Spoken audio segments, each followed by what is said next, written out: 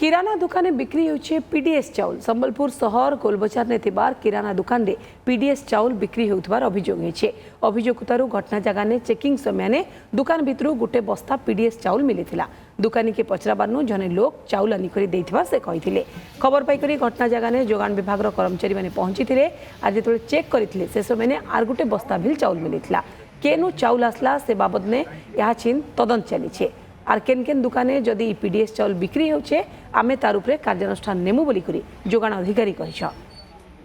गोलबजार रे open market रे हमर पीडीएस चाउल किना बिका होउची बोली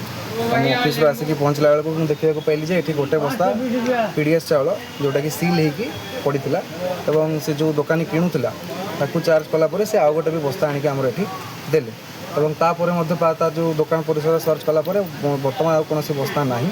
एवं वर्तमान चाउल को देखिकी कहा जाय परिबो जे से सरकारी चाउल बोली किंतु से पीडीएस दुकान रो आछि ना आ कोनोसी अन्य स्कीम रो चाउल ताकू पता लगेबा हम फर्दर इन्वेस्टिगेशन कले